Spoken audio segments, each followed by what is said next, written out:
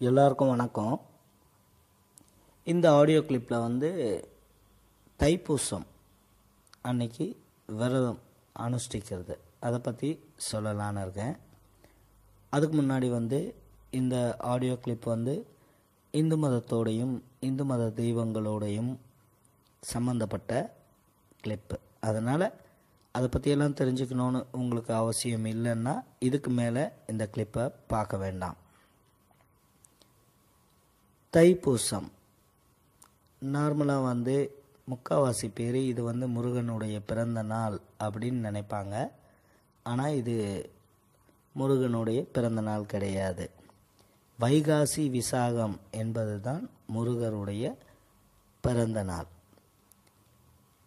அப்போ தைப்பூசம்னா என்ன அப்படின்னு பார்த்தா, சூரபத்மனை அழிப்பதற்காக முருகர் போருக்கு கிளம்புறார். அப்போது பிரம்மா முருகர்கிட்ட சொல்கிறாரு, நீ என்னதான் ஆற்றல் பெற்ற ஆனவராக இருந்தாலும் முருகா, உன்னுடைய அம்மாவுடைய ஆசீர்வாதம் இல்லைன்னா நீ ஜெயிக்க முடியாது. அதனால் நீ அம்மாவை வணங்கி ஆசீர்வாதம் வாங்கிட்டு போன்னு சொல்கிறார். அப்போ முருகர் போய் சக்தியை வணங்கும்போது சக்தி இந்த தைப்பூசம் அன்னைக்கு தான் காட்சி கொடுத்து அவருக்கு அவங்களையே சக்தியையே ஒரு சக்தியாக வேலா மாற்றி கொடுப்பாங்க. அதுதான் சக்தி வேல்னு பேர் வந்தது. அந்த வேல் வாங்கின தினம்தான் தைப்பூசம். இந்த நிகழ்ச்சி நடந்தது தமிழ்நாட்டில் சிக்கல் அப்படின்ற ஊரில் இருக்கிற முருகன் ஸ்தலம் சிங்காரவேலர் சன்னதி. தைப்பூசம் அன்னைக்கு மட்டும் இந்த முருகருடைய விக்கிரகத்தை அந்த வேல் வாங்குகிற நிகழ்ச்சி நடத்தும் போது பார்த்திங்கன்னா அந்த விக்கிரகத்தில் வேர்க்கும். இது ரொம்ப க்ளோஸாக பக்கத்துலேருந்து பார்க்குறவங்களுக்கு தெரியும். இப்போ டெலிவிஷன் மூலமாக ரிலே பண்ணுறதுனால நீங்களும் பார்க்கலாம். தைப்பூசம் அன்னைக்கு விரதம் இருக்கிறது எப்படின்னு நிறைய பேர் நிறைய குழப்பங்கள் வச்சுருக்காங்க. என்கிட்ட கேள்வி கேட்குறாங்க. நான் ஒருத்தருக்காக பதில் சொல்லிக்கிட்டு இருக்கேன்.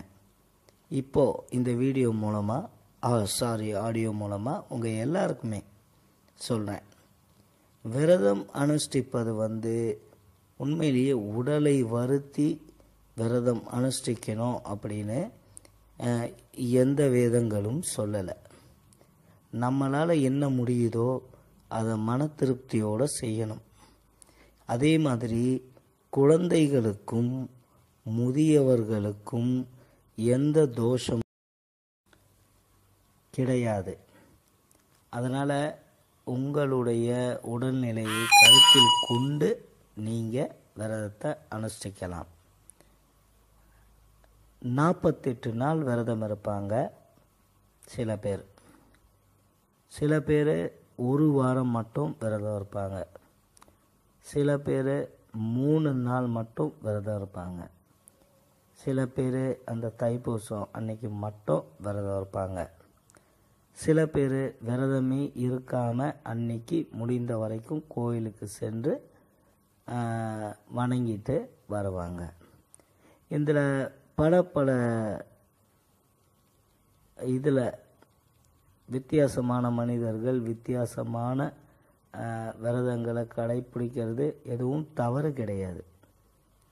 மனசு திருப்தியோட, இறை அன்போட, இறை பக்தியோட, நம்பிக்கையோட செய்கிறது தான் விரதம். பால் குடம் எடுப்பாங்க சில பேர் காவடி தூக்குவாங்க, சில பேர் அலகு குத்திக்குவாங்க, சில பேர் பால் குடமும் தூக்கி அலகும் குத்திக்குவாங்க.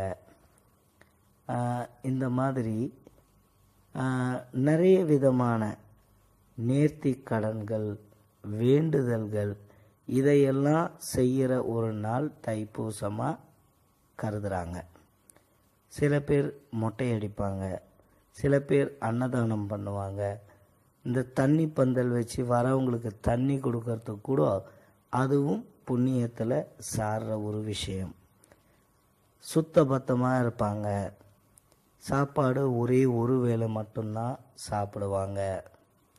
அப்புறம் சில பேர் 3 வேளையும் சாப்பிடுவாங்க, ஆனால் சைவமாக இருப்பாங்க. சில பேர் மௌனம் அனுஷ்டிப்பாங்க.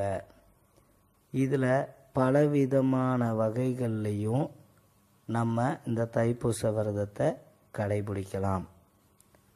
ஆனால் மனசில் இறை நம்பிக்கை, இறை பக்தி ஓடிக்கிட்டே இருக்கணும்.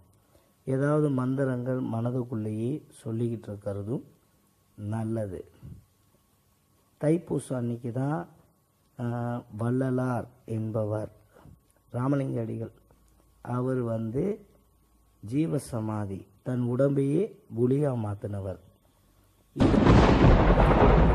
வள்ளலாரை பற்றி தனியாக வள்ளலாரும் தைப்பூசமும் அப்படின்னு ஒரு வீடியோவில் சொல்லியிருக்கேன். நீங்கள் அவரை பற்றி இன்ஃபர்மேஷன் தெரிஞ்சுக்கலாம் அந்த வீடியோவை பார்த்து. இதைத்தான் இந்த ஆடியோ கிளிப்பில் சொல்ல வந்தேன். நன்றி, வணக்கம். Please do take care.